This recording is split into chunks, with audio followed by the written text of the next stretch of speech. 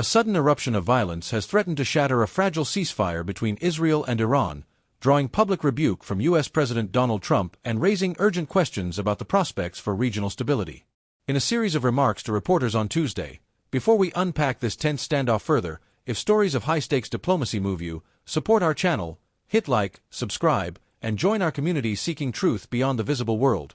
He forcefully criticized both parties for what he called major violations of the recently brokered truce, singling out Israel in particular for what he described as an unwarranted unloading of ordnance and a disproportionate retaliation by its armed forces. At the heart of the controversy lies a claim by Israel's defense ministry that its leadership, under Minister Israel Katz, authorized an aggressive strike against targets in Tehran. According to the ministry, that action was prompted by an apparent missile launch from Iranian territory toward Israeli positions, a launch that Iran's own state-run media and armed forces headquarters have emphatically denied. The conflicting narratives have left international observers scrambling to establish basic facts, even as the risk of an all-out confrontation has mounted. Speaking to reporters outside Mar-a-Lago, Trump framed his comments as a defense of the ceasefire he helped negotiate. "I didn't like the fact that Israel unloaded right after we made the deal," he said, referring to precision-guided munitions that, in his words, didn't have to be unloaded. He went on to criticize Tehran for what he characterized as a very strong retaliatory posture, though he reserved his harshest language for Israel. "We have to have Israel calm down," Trump declared. "I'm not happy with Iran either. But I'm really unhappy if Israel is going out this morning." Within hours of the press briefing, Trump took to his social media channel where he maintains direct communication with his followers to issue what amounted to a presidential-style order: "Israel, do not drop those bombs. If you do, it is a major violation. Bring your pilots home now." The caps-locked imperative underscored the seriousness with which he regarded the ceasefire. Israel Katz, the nation's defense minister, defended the decision to strike, claiming that Iran's Revolutionary Guard Corps had launched missiles toward Israeli territory. "We acted decisively to protect our citizens and our sovereign airspace," Katz said in a brief statement, without specifying the nature of the purported Iranian missile salvo. He added that Israel would continue to exercise its right to self-defense in the face of any threats and warned that any further provocations would be met with unrelenting force. A spokesman for the Israel Defense Forces, IDF, echoed Katz's comments, saying that surveillance aircraft had detected multiple missile trajectories originating from central Iran and heading toward military installations near Haifa and Beersheba. According to the spokesman, Israeli air defenses were activated, intercepting at least 2 incoming projectiles before they could cause harm. He insisted that the retaliatory strike on Tehran was a measured response aimed at deterring future aggression. In stark contrast, Iran's military leadership has flatly denied any recent missile launches. State-run media outlets quoted a statement from the General Staff of the Iranian Armed Forces, which said, "No missiles have been fired from the Islamic Republic toward Israel in recent hours. Any reports to the contrary are fabrications intended to justify unlawful aggression against our sovereign soil." The statement accused Israel of manufacturing a pretext for an unprovoked attack and vowed that Iran reserves the right to respond at a time and in a manner of our choosing. Tehran's foreign ministry went further, calling on the United Nations Security Council to convene an emergency session and demand that Israel cease its illegal belligerence. In remarks to journalists in Tehran, the Iranian foreign minister accused Israel of attempting to sabotage a diplomatic breakthrough that had only just come into effect. "This ceasefire was fragile, but it offered a window for genuine peace talks," he said. "Israel's reckless actions have destroyed any hope of progress." The ceasefire in question was the result of protracted negotiations brokered by the United States, Qatar, and several European powers. After months of escalation marked by periodic exchanges of fire along the Israel-Lebanon border, repeated airstrikes on Iranian-backed militias in Syria, and an uptick in drone attacks on oil facilities in the Persian Gulf, diplomats managed to secure a commitment from both Jerusalem and Tehran to halt offensive operations. Under the agreement, neither side was to conduct air or missile strikes against the other, and a joint monitoring mechanism was established in Amman to investigate any alleged violations. While the ceasefire had held for nearly 3 weeks, a string of objections by extremist factions on both sides had threatened to unravel the accord. Hardline critics in Iran viewed it as a capitulation to Western pressure, while right-wing members of Israel's governing coalition decried it as putting the country in a strategic straitjacket. Still, the majority of both nations' populations greeted the lull in violence with cautious optimism, hoping it might serve as a prelude to more enduring talks on broader regional security arrangements.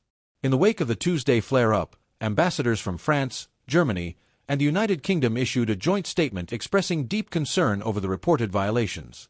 They urged all parties to exercise maximum restraint and called for an immediate reconvening of the Ceasefire Monitoring Committee. The European Union's High Representative for Foreign Affairs, in separate comments, warned that any further hostilities would jeopardize planned discussions on sanctions relief and confidence-building measures. Meanwhile, the United Nations Security Council has been asked by Norway and Japan to issue a resolution condemning the recent violence. However, Russia and China, both veto-wielding members, have signaled reluctance to back a text that explicitly singles out Israel for criticism, given their long-standing political ties to Tehran. Diplomats now face the challenge of crafting language that acknowledges the perspectives of both sides without alienating any of the Council's permanent members. Beyond the capitals of Jerusalem and Tehran, the incident has sent shockwaves through neighboring states. In Lebanon, Hezbollah leader Hassan Nasrallah addressed supporters via a televised speech praising Iran's steadfastness and warning Israel that any further strikes would trigger a regional inferno. In Iraq, pro-Iranian militias declared that they stood ready to open new fronts against Israeli interests in the event of renewed hostilities. Gulf states, some of which have recently normalized ties with Israel, have been particularly uneasy. Saudi Arabia's foreign ministry called for urgent diplomacy to prevent a broader conflagration, while the United Arab Emirates issued a rare critique of Israel's actions, reminding all parties of the necessity to uphold the ceasefire. Even Egypt weighed in, dispatching its intelligence chief to Riyadh for emergency talks with Saudi and Emirati counterparts. Trump's comments have reverberated strongly in Washington. Senior figures in his own administration have emphasized that they remain committed to the ceasefire and have urged both Israel and Iran to de-escalate. White House Press Secretary Karine Jean-Pierre reiterated that the current U.S. objective is to see the monitoring mechanism restored to full functionality and to encourage direct dialogue between the parties. Within Congress, Republicans have seized on Trump's rebuke to criticize his Middle East policy as inconsistent, while some Democrats have urged a return to quiet diplomacy rather than public admonishment. House Foreign Affairs Committee Chairman Michael McCaul called for fresh sanctions on Iranian officials if further provocations occur, and a group of Senate Democrats wrote to Secretary of State Antony Blinken seeking low-key channels to resolve disputes.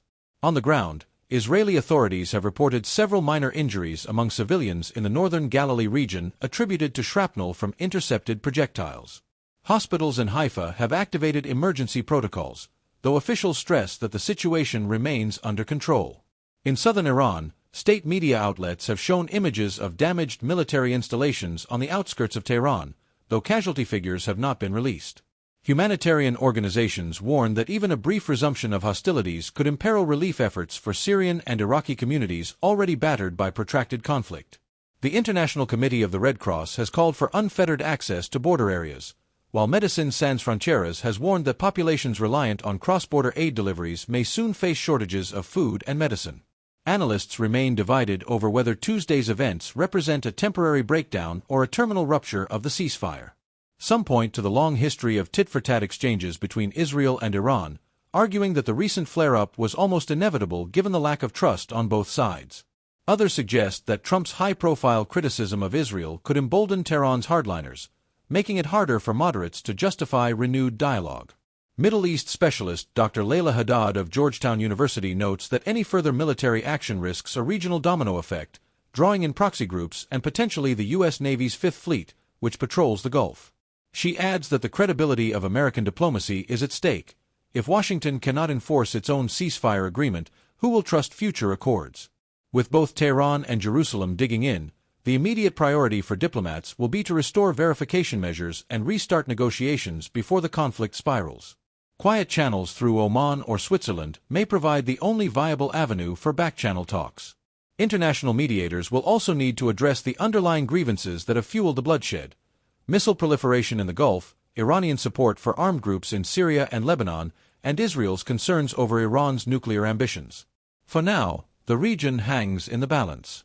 Trump's dramatic public rebuke underscores the high stakes a miscalculation could swiftly undo weeks of diplomatic progress, risk catastrophic loss of life, and ignite a confrontation that draws in the world's great powers. As both sides weigh their next moves, be sure to like, comment, and subscribe to the channel for more in-depth coverage on this developing story.